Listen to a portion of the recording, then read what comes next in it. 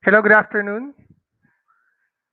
Good afternoon sa ating mga live viewers sa ating live stream. Hello, magandang hapon po sa inyo lahat. And today is May 1, Labor Day here in the Philippines. Yan, kamusta po sa inyo lahat? Araw ng kapahingahan ngayong May 1, pero meron tayong live stream about mathematics.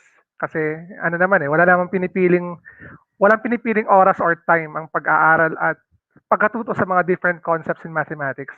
Maraming salamat po sa ating live viewers across Facebook, YouTube, and Matt Teacher Gun Vlogs. Currently, we're having our live stream sa tatlong social media accounts natin. And maraming salamat po sa inyong panonood.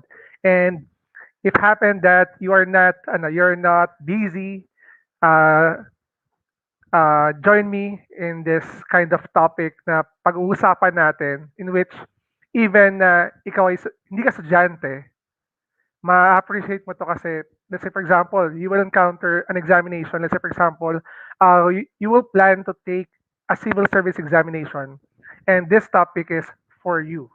And yung mismong discussion natin is pasok na pasok sa mga estudyante natin, lalong-lalo na ngayong new normal na to.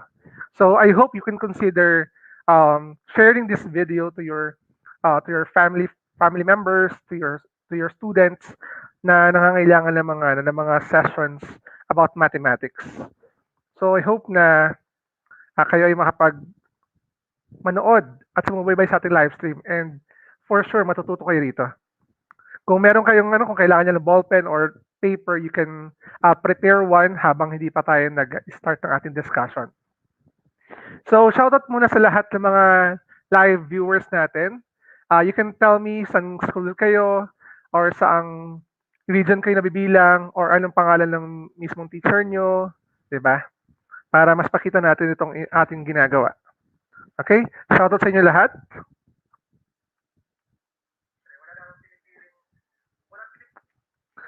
Nice. Right now we have 7 live viewers. 6. Oh, sana mas maraming pang manood sa atin. Yan. So today, ang discussion natin is all about this one. We will talk about perimeter and area of plane figures. And this one is the part 1 of this topic kasi napakahaba ng discussion nito ng perimeter and area when it comes to geometry. Shoutout sa'yo, Euclid. Good afternoon. Yan. Hello sa'yo, Euclid. And shoutout sa mga live viewers natin. Ayun Hello, Lance. Currently, he's watching sa YouTube channel natin. Hello, Lance. Good afternoon. Yan. Congrats nga pala, Lance, sa yung mga grades. Nakita ko yung grades mong pinost mo na nakaraan. Tumaas siya. Nice. Congrats. Yan. Ito nga po, sinasabi ko sa inyo, perimeter and area is a good topic to discuss with across geometry kasi napakarami niyang parts na pwede natin unti-untiin para mas lalo kayo matuto. This is part 1 and syempre, obviously, we will have our part 2 about this topic and magkakaroon din tayo ng part in which ang gagawin naman natin ay pag-uusapan natin how to solve word problems or problems, again, problems with regards to this kind of topic in geometry. Hello, good afternoon sa'yo, Gildo Alvarez Jr. Ay sabi nila, medyo mababa pa raw ang grades niya. Okay lang yan, tataas din yan. Basta mag-aral lang mabuti. Good afternoon po, Ma'am Norhamen Ramalan. Good afternoon po sa inyo. Salamat po sa inyong pag-standby sa ating live stream. And again, shoutout sa lahat ng mga live streamers natin at sa patuloy na sumusuporta sa ating channel at Facebook page para sa inyo pong lahat ito.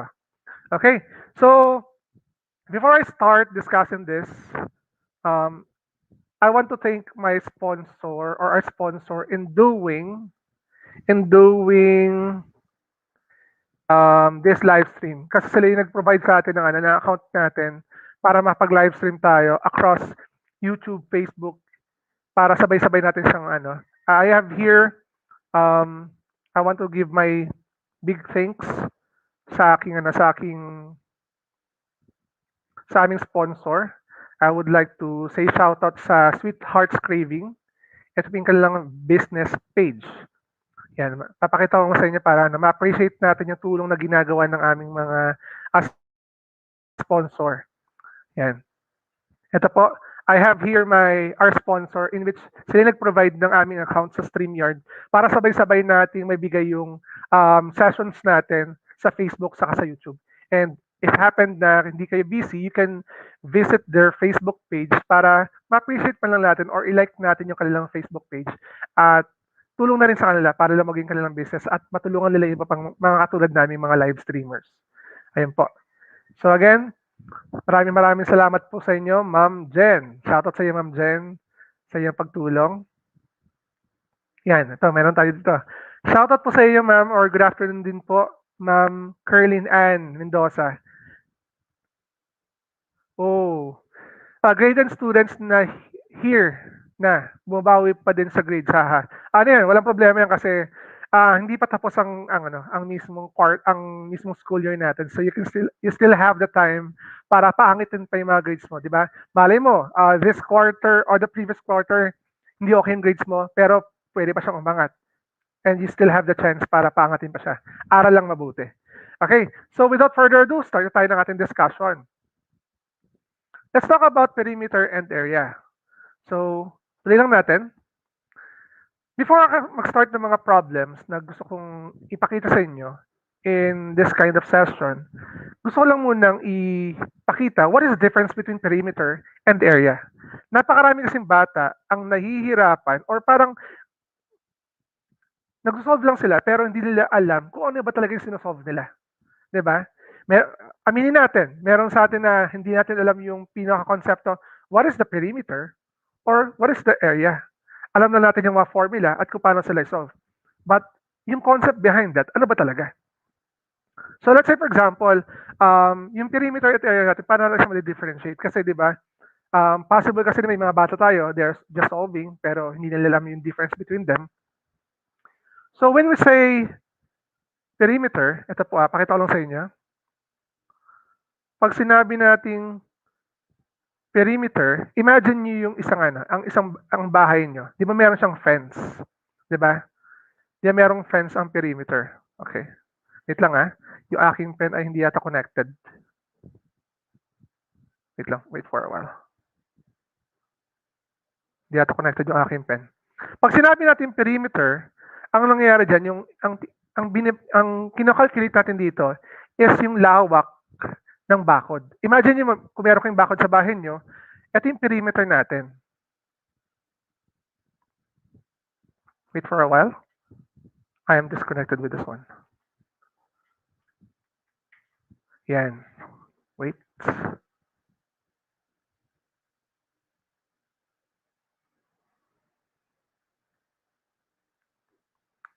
Tayo ay disconnected ang aking pen.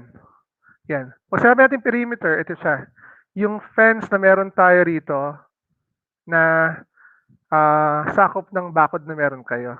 Yan yung kinakalculate natin pagdating sa perimeter. Okay? Yan yung kinakalculate natin sa perimeter. Pero sir, paano naman po yung area?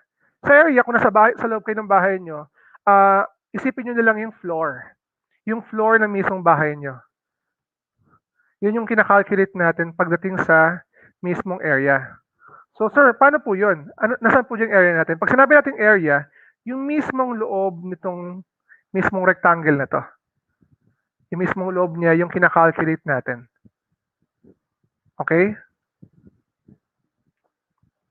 Sana, in this part of our tutorial, makita nyo kung anong difference between the perimeter and area natin. Kasi pag sinabi natin area, sometimes, yun nga kasi problema, kaya may mga bata na hindi na-appreciate yung ganda ng mathematics kasi hindi nila fully na-understand what is meant by that concept na pinag-aaralan nila sa loob ng school. So dito, again, pag sinabi nating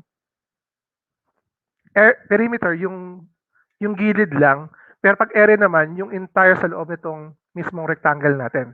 So I hope na na-appreciate nyo or na-differentiate nyo na what is the difference between perimeter and area. Okay? So let's continue lang.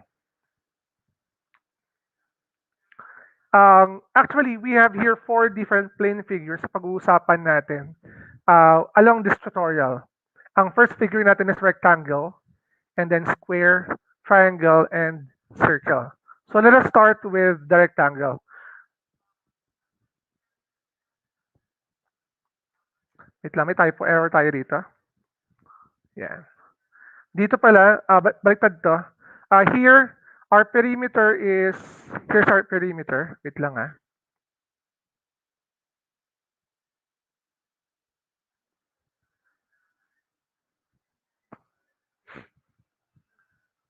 Our perimeter here is this one. Yan. So, shoutout sa lahat ng mga nanonood sa atin. Nagkaroon tayong typo error dito. And I hope na kayo yung makatutok sa atin. You can consider subscribing and following our mga social media accounts para mas maging updated kayo sa ating mga future uploads. Okay. Kanina, shoutout nga pala sa iyo si Mr. Dan Apostol sa yung pinakitang dedication sa pag-solve at pag-share ng iyong expertise about circle. Wow, ang layo naman. Shoutout sa iyo, Sir Dan Apostol. Yan. He's watching from Afghanistan daw. Afghanistan. Siya nga pala yung naging discussion natin kanina sa ating discussion sa mismong circle. Yan, Sir Dan Apostol. Okay, nakorek na natin yung ating When it comes to rectangle, the formula for the perimeter of rectangle is simply perimeter, or P, is equal to 2L plus 2W. May kung mapansin nyo, yung ating formula dito ay ito. Yung ating formula sa perimeter ay ito. Na kung saan, wait lang yan. Na kung saan, bakit siya 2L saka 2W? Meron kasi tayong property ng rectangle na kung saan the sides of the rectangle, like this one, this side is congruent to this side, and this side is congruent to this side.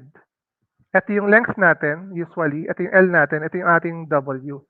So, ang perimeter or formula ng ating perimeter is 2L plus 2W. And I hope na memorize yung mga formula natin kasi isa sa mga key para maging successful kayo sa ganitong klaseng topic is for you to memorize the formula for the perimeter and area. And for the area of this rectangle, ito ay simpleng area is equal to length times width. So later on, we'll give, para mas ma-visualize yung paggamit itong formulas na to, I will give you examples para makasunod kayo. And next naman natin, we have the square. So ang formula ng ating perimeter for the square is simply perimeter is equal to 4S. Sir, bakit po 4S? Di ba alam naman natin, kahit nung elementary days natin or nung tayo nasa grade schools, alam naman natin that the sides of a square, the sides of the square are equal. So instead of having it as side number 1, side number 2, side number 1 plus side number 2 plus side number 3 plus side number 4, since lahat naman ng sides natin ay equal, sinimplify yung ating formula as P is equal to 4S. At yung sides natin ay ito lang, karaniwan isa lang yung given sa mismong square. Okay?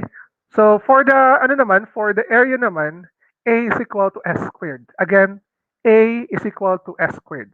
So let's continue. For the triangle, ito yung triangle natin. Ang triangle natin, the perimeter for the triangle is simply S sub 1 or side number 1 plus side number 2 or S sub 2 plus S sub 3.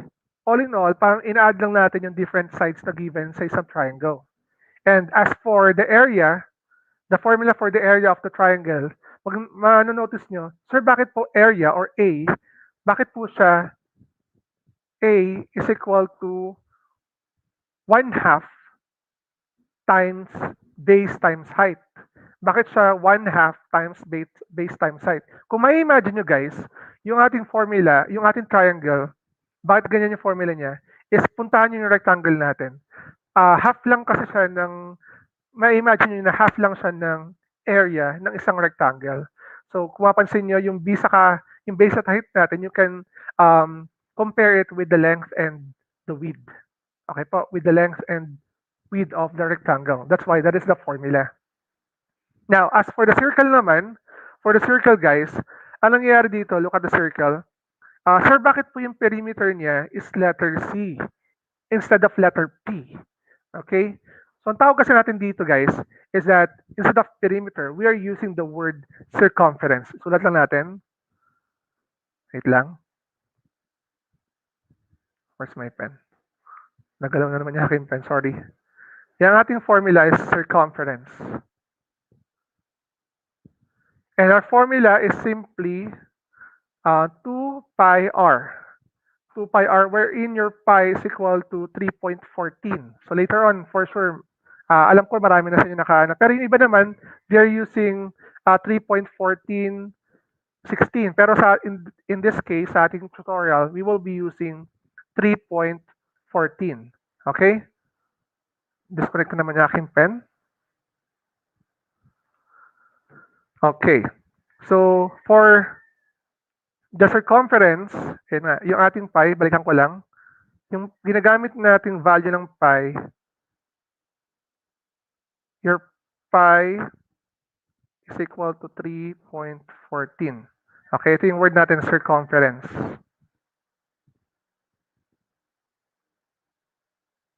Yan. Okay, yung letter C natin. And for the area, we have here pi r squared. Pero meron pa siyang ibang version. Kasi ito kasing r natin, itong formula natin about circumference and area, magagamit natin siya kapag yung mismong given natin ay radius. Meron din tayong diameter. So later on, papakita ko sa inyo yan. Okay? So let's continue with the examples. Pero before mag-start ng ating discussion, I want to plug in, you can follow me on TikTok, Instagram, Facebook, sa YouTube para yung mga contents natin about mathematics, and sometimes we will post some motivational contents. You can watch it sa ating mga social media accounts. You can follow me, TikTok, sa Instagram, sa Facebook, sa YouTube channel natin. So continue na natin. So given here is a rectangle. We have here area and perimeter of rectangle. So sir, paano nga po ulit mag-solve ng area and perimeter? So let's start with the perimeter muna. For the perimeter, guys, yung formula natin simply 2L plus 2W. Ngayon, let's see kung sa ating mga live viewers, kung if you can give me the answer without my discussion, and then later on, I will give you the solution if ever na hindi nyo makuha ng tama. Yan. Again, the formula is 2L plus 2W. So wala pa sumasagot sa atin. So let's try to solve this one. And isa sa mga tip ko, kung nalilito kayo, ito sa akin, usually kasi, the length is the bigger one. According to Jamie, sabi ni Jamie dito, ito si Jamie, napaka-active niya, and si Euclid, meron ng sagot. Check natin, sabi ni Jamie, 48. Sabi naman ni Euclid, the perimeter is 14 and the area is 12. So let's try. Which one is correct? Okay? So, ang advice ko sa mga nalilito, lagyan nyo na label. Sa akin kasi, lagi ko tinitreat yung mas mahaba bilang length natin. This is your length, and this will be your W. Lagyan natin dito, your L is equal to 4 centimeters, and your width is equal to 3 centimeters.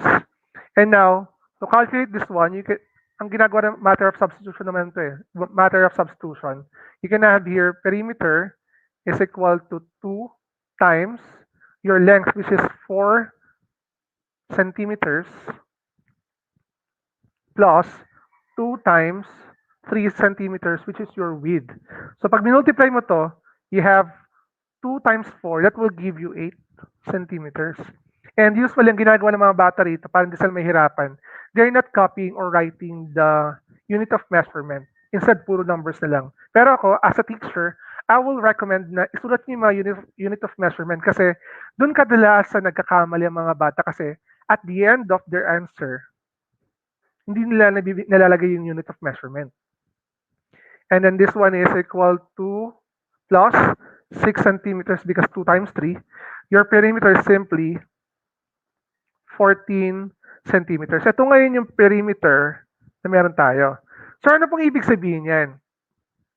Ito, jokeris daw. Ay, sabi, yan. Jokeris daw. Hello sa inyo lahat. Yan. Haha. Final niya na raw yan. Ngayon, sir, ano pong ibig sabihin nun? Sir, para saan po yung 14 centimeters na yan? Ang ibig sabihin nun, yung lawak nito, ito, kunyari, imagine nyo, ito yung fence. Yung lawak na to, ito yung 14 centimeters na nakapalibot sa mismong rectangle. Okay?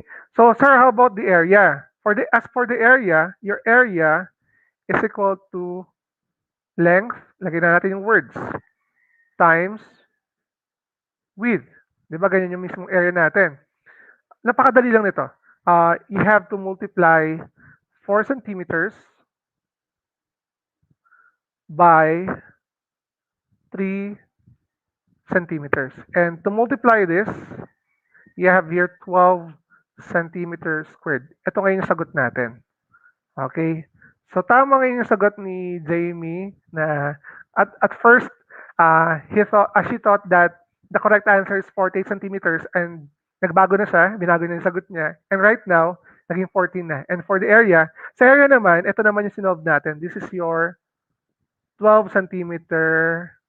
Ito yung sinusukat natin sa area mismo. Yung mismong loob ng rectangle. Okay? So, ang ganda ng drawing ko, di ba? Sana all nagbabago, sabi ni Jamie. Sana all nagbabago. Oo, lahat naman may chance na magbago. Yan.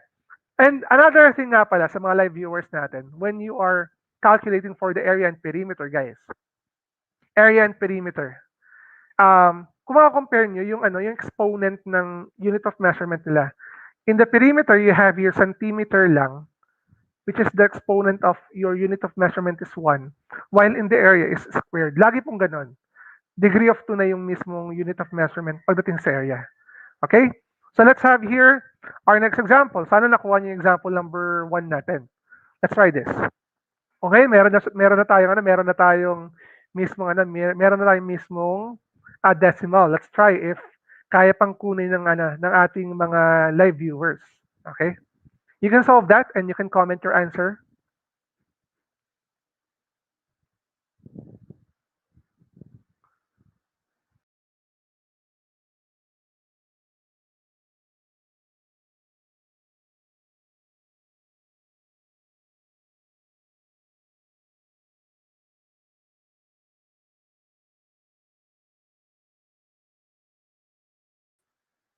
Okay, let's see. Sino kaya may sagot na sa ating mga live viewers? Siyempre, isipin natin, ay, decimals. Kaya kasi namin, kasi marami mga batang nahihirapan sa decimals. So let's try. Tingnan natin yung sagot natin, ha. For the perimeter,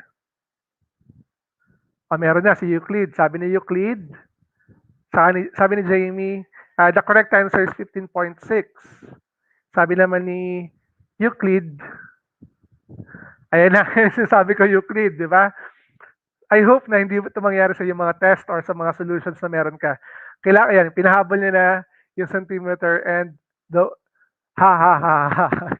Okay. Yan. So, sir, paano po yan? May decimals na. Don't worry kasi hindi siya ganun kahirap, guys.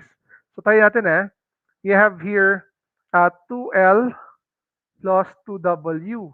Yung length mo is equal to 4.2. Your width is equal to 3.6. So, let's substitute those values. Ayan, sabi naman ni Charlene Joy Burmas, the correct answer for the perimeter is 15.6. Let's see. Okay? So, dito, your perimeter is equal to 2 times your 3.6 centimeters plus 2 times. Substitute natin yung value ng W natin. Mali tayo. Dito dapat pala instead of 3.6, this will be, this should be 4 point, tama ba ako? Ito dapat ay 4.2 centimeters. And this one is 3.6 centimeters. Yan. Ito dapat yung measurement natin. Okay. So, pag multiply natin to, sir, ang hirap po ng decimals. Perimeter is equal to, this is 4 times 2. Yun na lang isipin niya, 4 times 2. That is 8, di ba? 2 times 2, 4. So, that is 8.4 centimeters. And for this one, this is 7.2 centimeters. So, kapag in-add yung perimeter natin, the correct answer is 15.6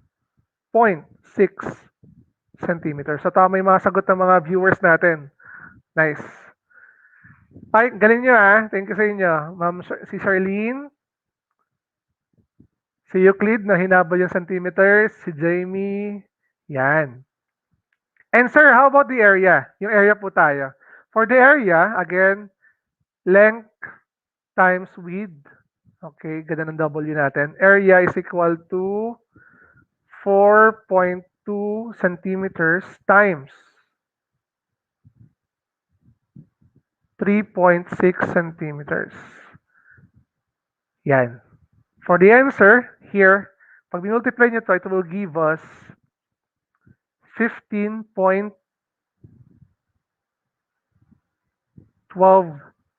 centimeter squared. Check natin Tingnan natin kung sino naman nakakuha ng tamang sagot sa ating mga live viewers.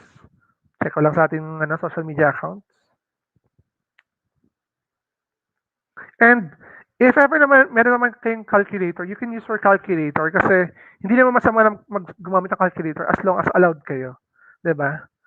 Yung iba nga dyan, 'di ba? Hindi pinapayagan pero gumagamit ng calculator. So, our answer here is 15.12 centimeters squared. Thank you sa inyo lahat. Next natin. This one. Yan na. Calculate for the area and perimeter of a square. So given this square, sa mga hindi masyadong naintindihan yung konsepto nito nung nag-aaral kayo about the square, pag sinabi natin square, lahat ng sides ay equal.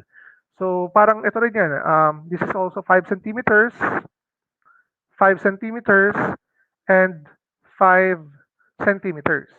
Diba? So ngayon, sir, paano nga ulit i-calculate yung perimeter and area of a square? Remember the formula, guys. Your perimeter is equal to 4s. Or parang, ano lang siya, parang side number 1, side plus side number 2, plus side number 3, plus side number 4, and that is your perimeter. Pero piniksi na lang siya as 4s. And right now, meron na po sagot si Euclid, 20 centimeters, and si Jamie. Try natin. For the perimeter, you have P is equal to 4 times 5 centimeters. So, pag kina-calculate nyo this will give you 20 centimeters. Para sa akin, ito ito yung pinakamadaling calculate sa lahat ng perimeter at area when it comes to plane figures. Ewan ko sa inyo, ano yung pinakamadali sa apat? Ako, sa akin, I found square as the most, as the easiest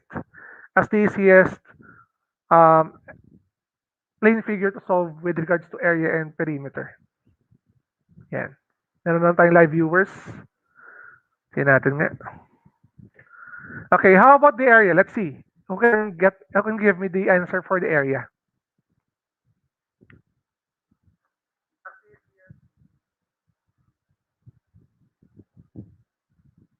Check natin kung sino yung kung sino yung nakakuha sa area natin.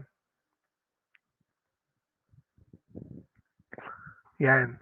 Meron na sagot dito si si Jamie pala. Meron na siya ritong, hindi pala ito.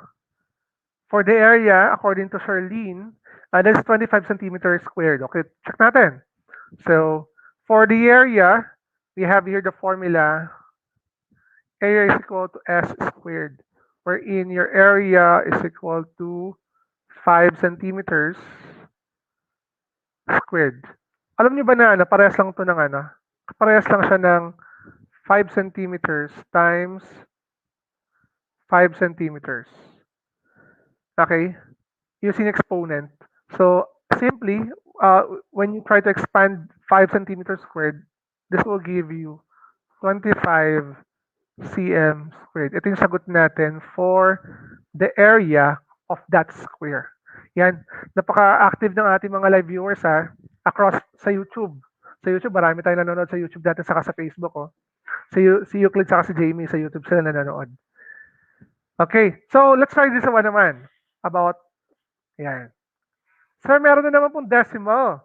Paano ba natin gagawin yan, sir? Let's see kung meron tayong mga viewers na kayang solve kapag decimal ang given.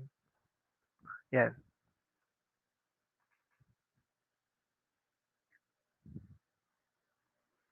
Meron kaya? Perimeter. Ito yung ating formula. Let's try. Perimeter is equal to 4S. Ano kaya yung ating area naman? Area is equal to, ganda ng aking sulat. Burayin lang natin ng konti ito. Burayin natin to. Okay. Area is equal to S squared. Meron kaya sa ating mga viewers ang kaya makapagsagot ng ating area? Okay, let's try. For the perimeter, we have here 4S. 4S. So to solve for this, shucks sir, ang hirap po. 4 times 4.5 inches. Sir, paano po ba pag decimal? So ganito lang naman yan. 4.5. Solve natin dito sa left side times 4. So try natin. 4 times 5, that will give you 20. So 0, carry 2. And then 2 times 4, that will give you 16. Diba? 16. 16 plus 2, that will give you 18. Okay. Pero meron tayong one decimal place dito. So nilagay natin dito in decimal place natin.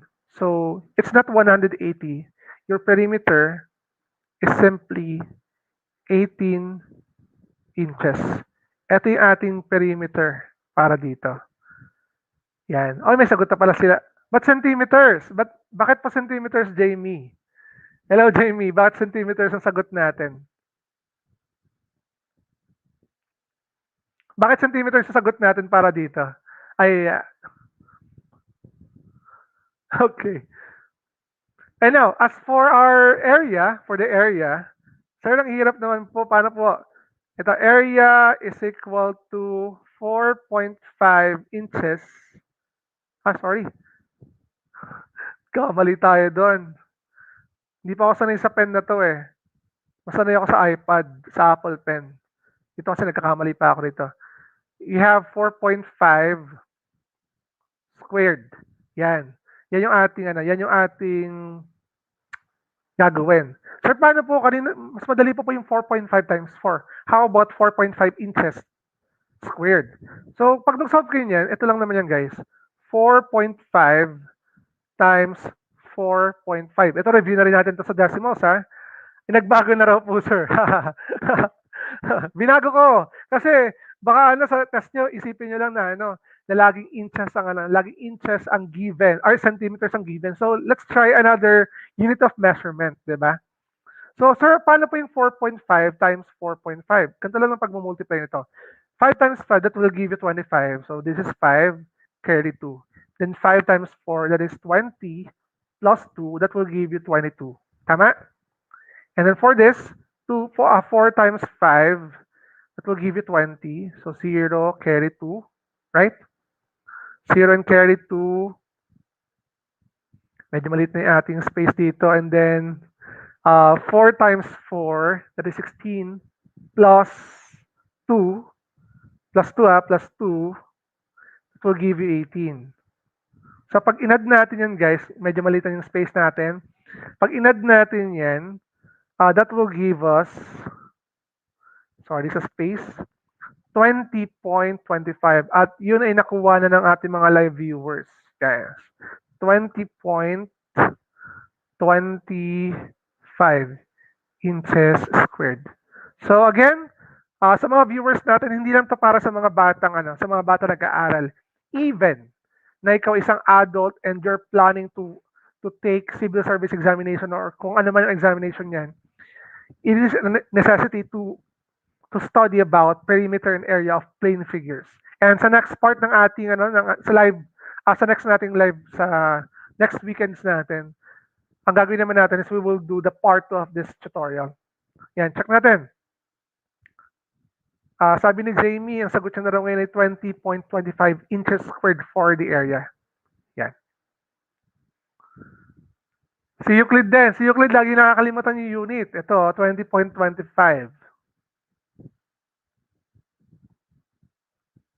Okay, let's continue. We're done with the rectangle, square, and let's move on to this one, triangle. Sir, ang dami naman pong given. Nakakalito na po yan. Paano po ba yan? Paano po natin gagawin yan? For the perimeter of a triangle, you will just add the size of it. You have the perimeter is equal to S sub 1 plus S sub 2 plus S sub 3. And as for the area is simply 1/2 base times height, or pwede nyo rin gamitin ito, base times height over 2. So ako lagi kong ginagamit dito yung base times height over 2. Either of the two pwede. Okay, let's start with the perimeter of this triangle. Sa perimeter muna tayo guys ha, perimeter of this triangle. As for the perimeter, sabi ko nga sa inyo, you need to add the sides. At yung sides natin are the 21 centimeters, 17 centimeters, and 10 centimeters. And to calculate for the perimeter, you have perimeter is equal to 10 centimeters plus 17 centimeters plus 21 centimeters. So all in all, pag inad mo sila, ano kayang sum nila? Perimeter is equal to what? Yan pa kayang sa mga viewers natin sa Facebook sa YouTube. What is 10 plus 17 plus 21? So 10 plus 21, that will give you 31 plus 17, that is simply 48 centimeters. Ito yung perimeter ng ating triangle. Tandaan na pag sinabi natin perimeter, ito yung sinusukat niya. Ito mismo, yung sides, yung lawak ng sides sa sakop nito. Ang ganda ng aking pagkakagawa. Diba? Yan.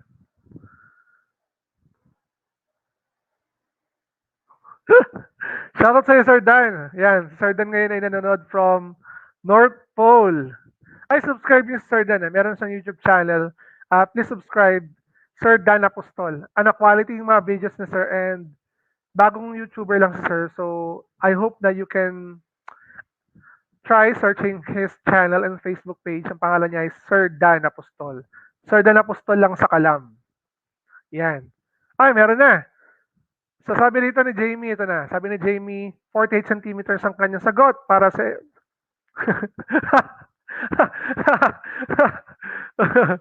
Salamat, Sir Dan. Ito, meron pa, Sir Dan. May, Senyo Nel, sa'yo, sana nanonood talaga from Thailand, ah. Grabe naman to, from Thailand talaga nanonood. Yan. Palayuan tayo, baka from Mars. Tatawa ka bigla. Napatawa nyo ako. Ang layo nyo. Yan. Sir, paano naman yung area? As for the area naman, guys, sa area naman, area is equal to, di ba? Ako, gagamitin ko, ito gagamitin ko, guys. Yan. Yan ang gagamitin ko. As for the area, ang base natin ay ito, yung perpendicular, yung base natin, yung ating base ay itong malalim na to. Na kung saan, kung mapansin nyo, meron tayo rito yung broken line. Ito, nakita nyo yung broken line natin dito. This is your height. Again, that is your h, ha. Lagyan lang natin dito. Your h is equal to 8 centimeters. Siya yung perpendicular line sa ating, sa ating base, which is yung base natin is 21.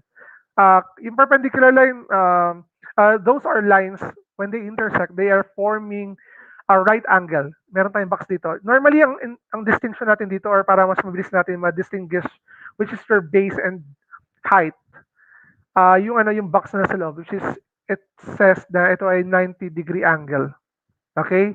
Yung ating nakatayo, this is your height, at itong nakahiga naman, this is your base. So yung base natin dito is simply 21 centimeters. May sumasok na po. Now, paano natin gagawin yung area natin? So, for the base, which is 21 centimeters, times your height, which is 8 centimeters, over 2. So, ngayon, yung iba dito ang ginagawa nila, tama naman yung rule, which is 21 times 8. Di ba? Pag multiply tayo ng fraction, you will multiply first the numerators before simplifying it or dividing it by the denominator.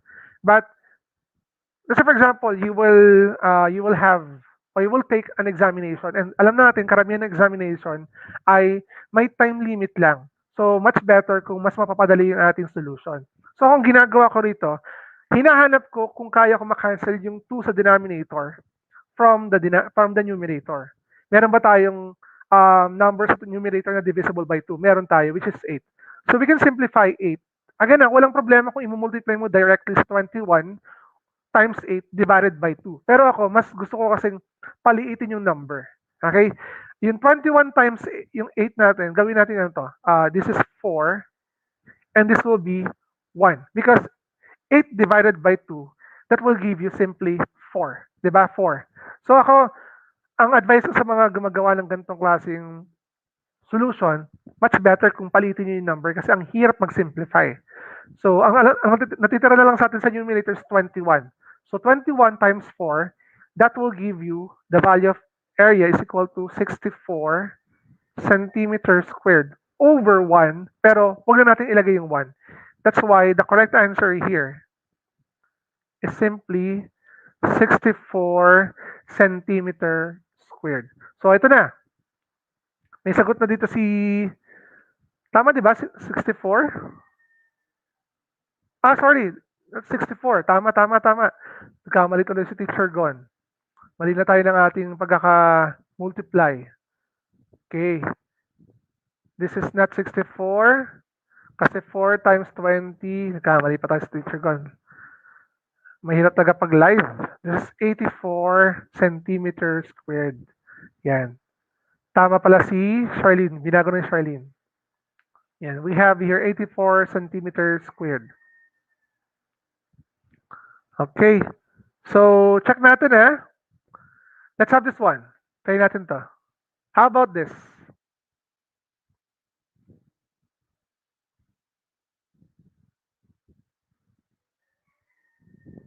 Solve for the perimeter and area of the given rectangle. Triangle pala, triangle. Ano ngayon nakapapansin niyo sa triangle natin? Ano po ngayon napapansin niyo sa ating triangle? Can we solve for the perimeter of this? Ma-solve ba natin yung perimeter ng ating triangle? Guys? Kaya ba? So as you can see, kung notice nyo guys, wala tayong third side. So, parang hirap pang isolve yung ating perimeter. Ang hirap pang isolve ng ating perimeter. So, anong gagawin natin ngayon? Siyempre,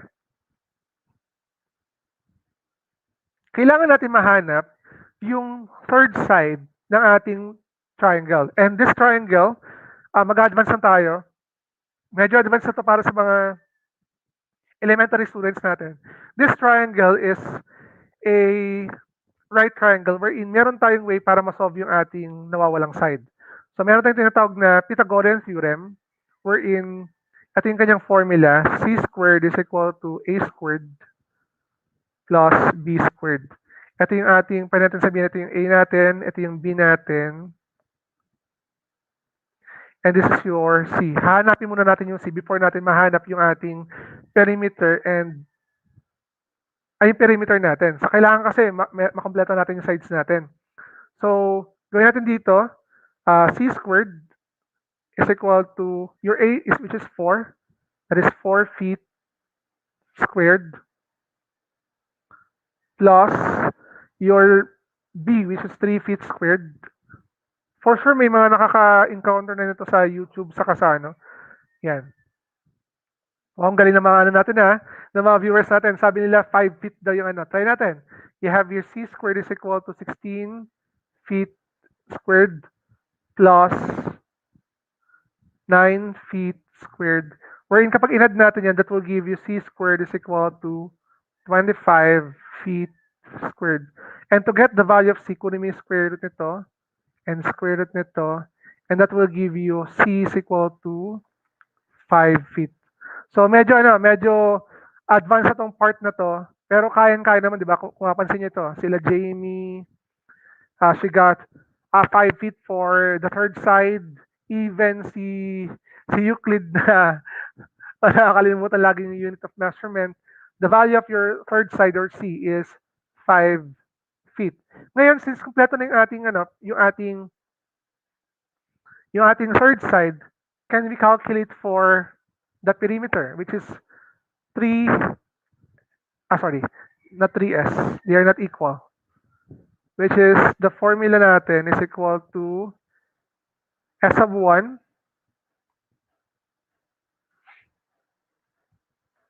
plus s of 2 plus s of 3. Ano kaya ang ating perimeter, guys?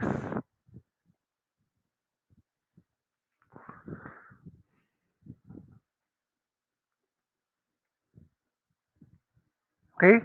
Sabi nila 12 feet. Try natin na. Perimeter is equal to 4 feet plus 3 feet plus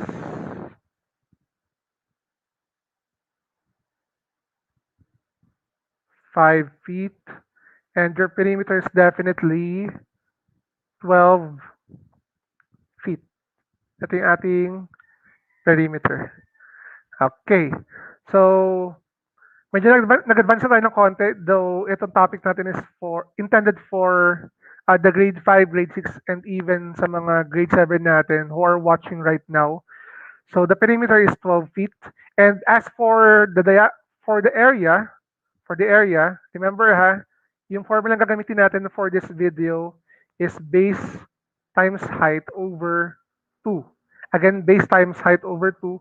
Wherein dito, as you can see, meron etong side natin with 3 feet na measurement. This one is perpendicular to the side with the measurement of 4 feet. So definitely, this is your height.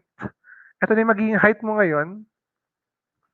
Your height, and ito yung height natin dito is equal to 3 feet.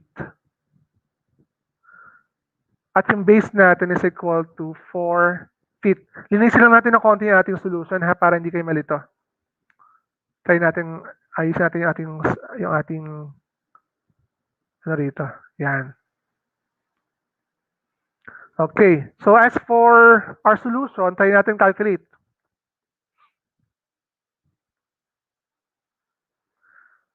Your area is equal to your base, which is 4 feet,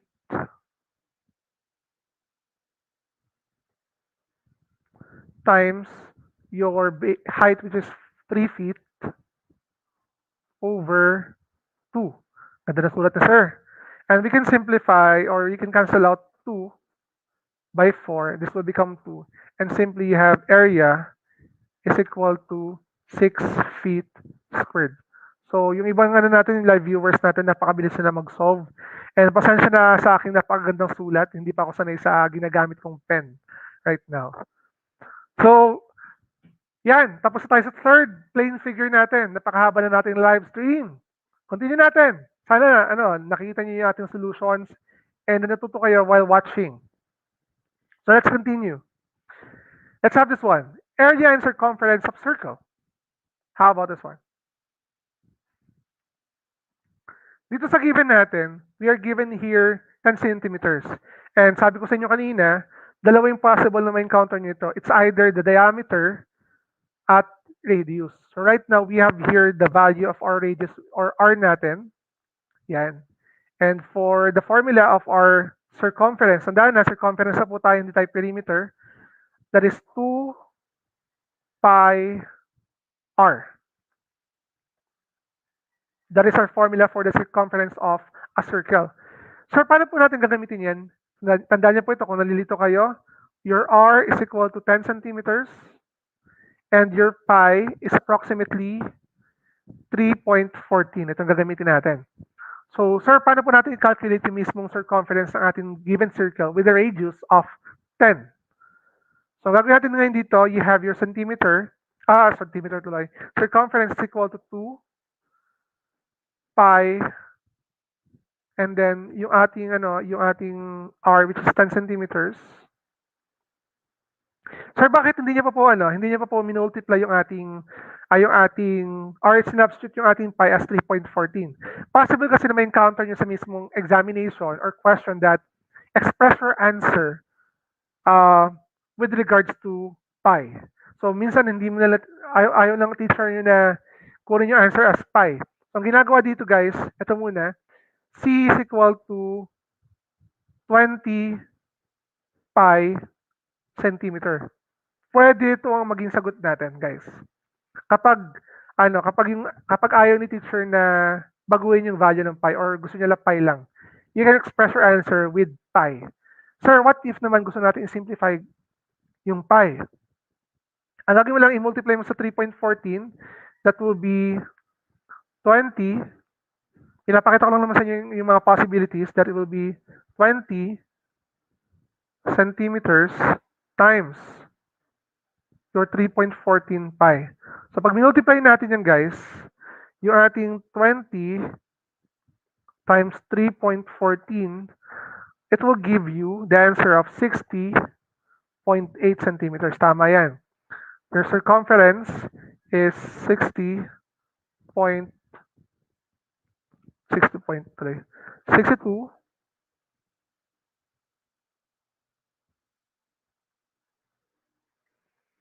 62.8 centimeters. So, makita niyo yung difference. Equal lang naman sila. Kaso nga lang, ginawa natin, yung isa kasi in-express natin bilang pi.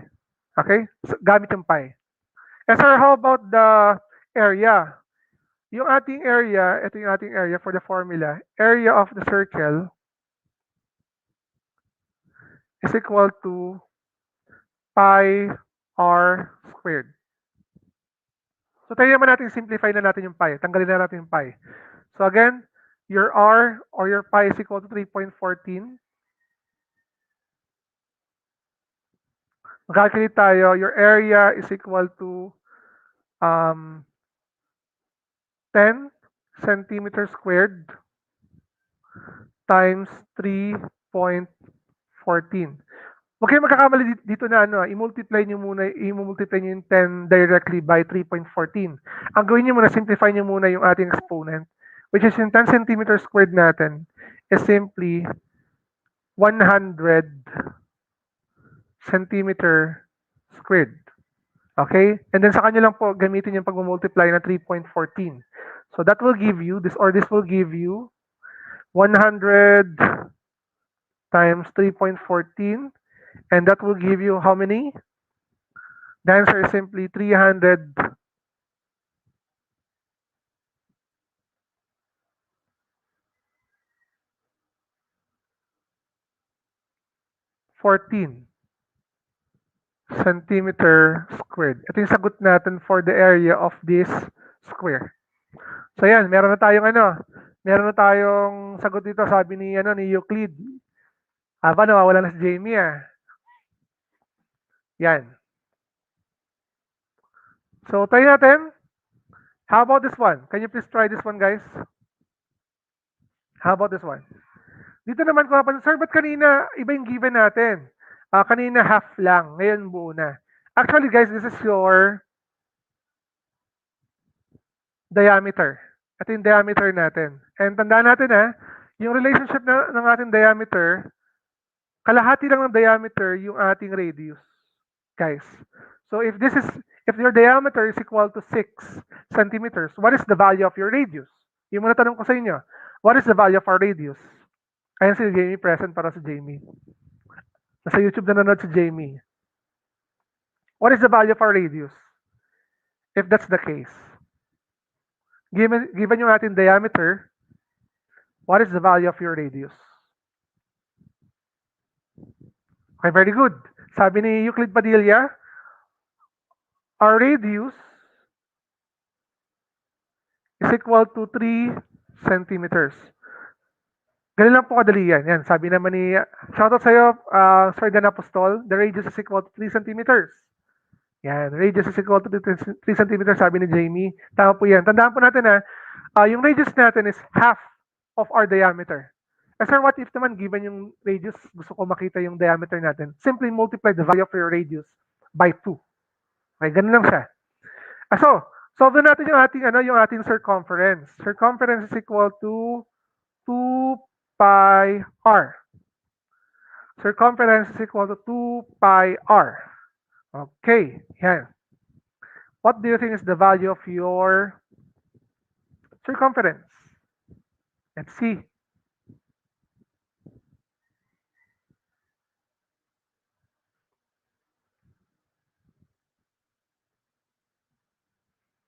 Ito, nag-solve na si Euclid. Sabi ni Euclid, the perimeter is 18.85. Let's see if tama yung sagot ni Euclid. So, isa iba, pwede kayo mag-solve dyan para ma-practice nyo yung skill sa pag-calculate ng mga ganitong classic arithmetic. So, your circumference is equal to 2 times 3.14. We will directly use pi na ha. 3.14 times your radius, which is 3 centimeters. Okay, multiply lang natin. You have here 2 times 3.14 times 3. That will give you how many?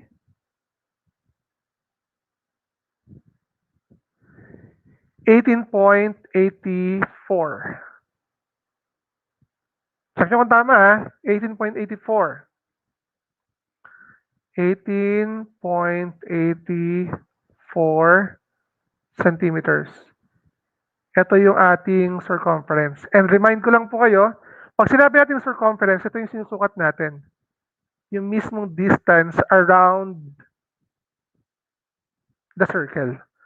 Okay? Yan yung mismong sinusukat natin, yung the distance around the circle. And now let's move on with the area. Punta naman tayo sa ating area. As for the area, ayan naman tayo, your area is equal to pi r squared. Check natin ha. Pi r squared. For the area, sabi ni Euclid, sir, that is 28.26. Try natin. You have here, area is equal to 3.14 muna unahin natin, times your r, which is 3 centimeters. 3 centimeters squared. And then A is equal to, ito muna unahin natin solve, yung 3 centimeters squared, that will give you 9. This is 3.14 times 9 centimeters squared. Inamis mo yan. Before kayo mag-multiply ng 3.14, unahin niyo muna yun sa parenthesis. Sa kayo meron exponent. So 9 times 3.14, what is the answer? Okay, tama si Jamie saka si Euclid. According to Jamie and Euclid, our answer here, or the area, is simply 28.26 centimeters squared. Ito yung ngayon yung area. And let me remind you, pag sinabi natin area of the circle, etong kabuuan na itong kinakalculate natin, yung mismong loob. Okay? Yung mismong loob ng circle. Sana walang sana mag-guess nyo kung ano ba talaga yung kinakalculate nyo. Nasaan yung perimeter, nasaan yung mismong area ng kinakalculate natin na plane figure. Okay? So, I hope natututo kayo, and in a moment, we will try to calculate for this. We will have our activity. Hindi pwedeng wala tayong activity kasi maganda meron tayong activity dito para ma-practice niyo yung inyong gagawin. We'll give you the activity or quiz natin. Wherein I will have you to solve for the perimeter of a given plane figure. Okay? Try natin ha. Okay, so share ko lang yung aking screen ulit. Shoutout sa ating mga live viewers right now, and sana ma-share nyo yung ating stream. Yan guys, sana ma-share nyo yung ating stream about this. Okay, review muna tayo.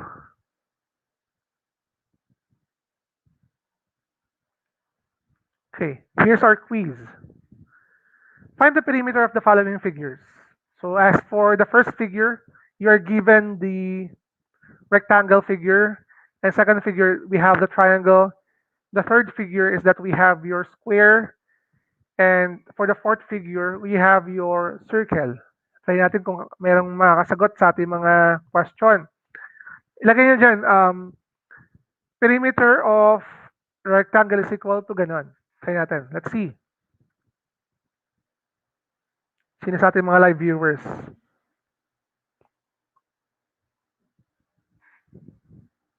Okay.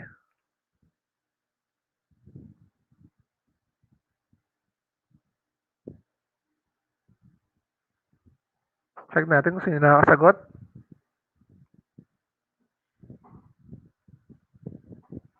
Meron pa bang mga pwede mag-calculate? Sabi ni Jamie, rectangle is equal to 18 centimeters. How about the others? 18 centimeters, ha? Perimeter. Sinagutan na rin ni Euclid yung area. Ano na tayo? Perimeter lang tayo, Euclid. Yan.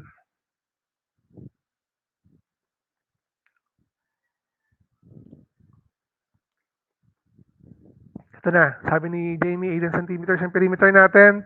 And for Euclid, silagutan niya na rin yung ating area, which is this one, 18 centimeters squared.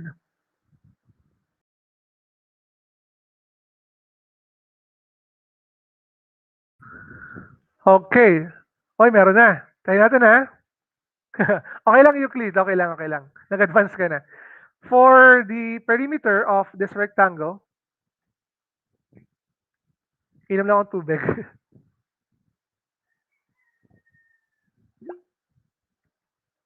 Nakauhaw mag-stream. Yan.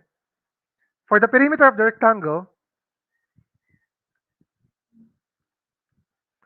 your perimeter, again, perimeter is equal to 2L plus 2W. It will give you the perimeter is equal to 2 times 6 centimeters plus 2 times 3 centimeters. And the perimeter is simply this one, 12 centimeters plus 6 centimeters. So kapag inad natin yan, sorry, ang pangit ang sulat ko. Ba't ka hindi ako binayaan ng magandang sulat? Your perimeter here is simply 18 centimeters. Yan. Hoy, may nasagot na sila. Nag-solve pa ako, guys. Nag-solve pa ako.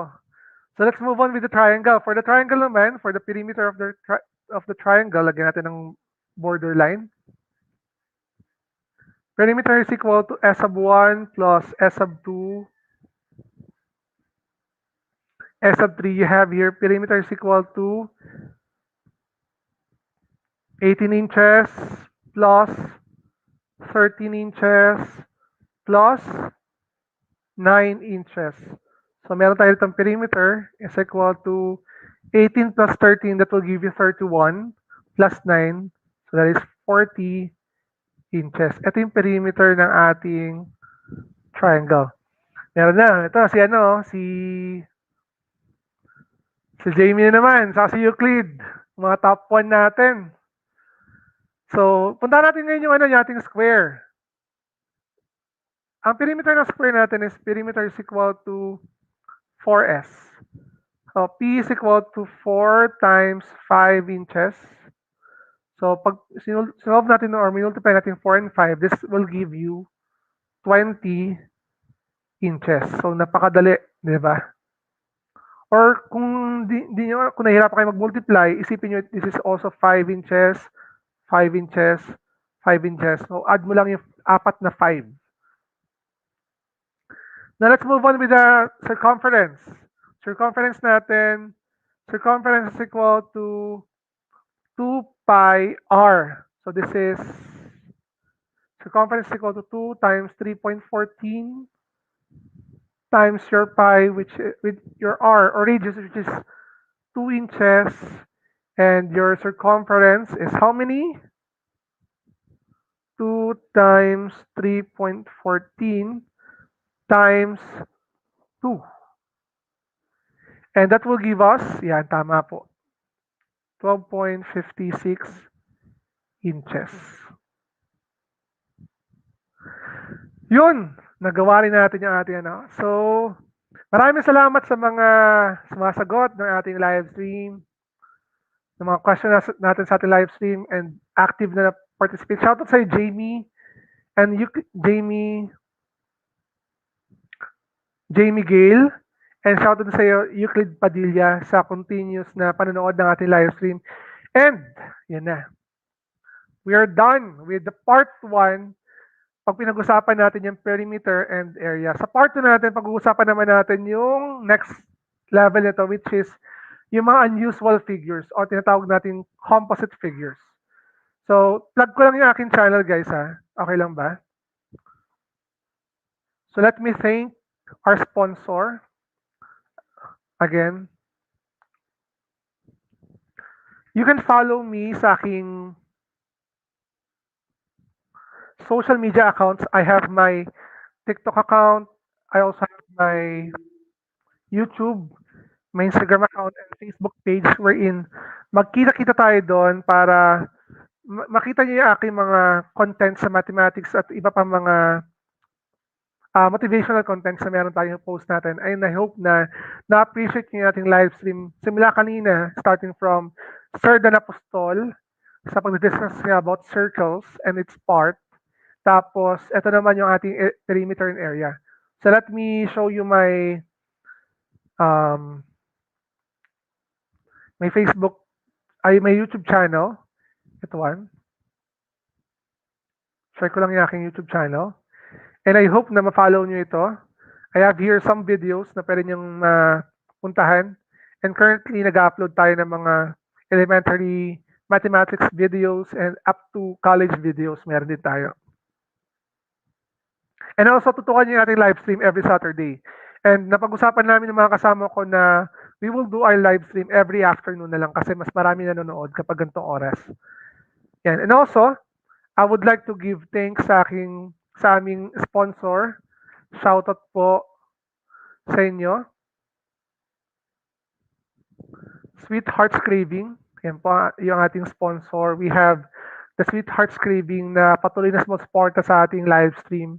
And I hope na patuloy nyong suportahan yung mga gawain natin kasi tayo natin reach yung mga batang kailangan ng guidance, lalo-lalo na ngayong time na to kasi 'di ba pandemic at ang ating modality in the Philippines ay modular learning and online distance learning wherein wala tayong direct contact with your teachers, and I hope na if you are a parent, student, or hindi ka pa parent and you will take an examination, simply try to study more about this one kasi kailangan nyo to para, di ba, ang mathematics kasi ay napaka-importanting part ng ating buhay. Sabihin natin na hindi man natin directly talaga na-appreciate or araw-araw ginagamit ito, pero meron siyang mga applications sa ating buhay.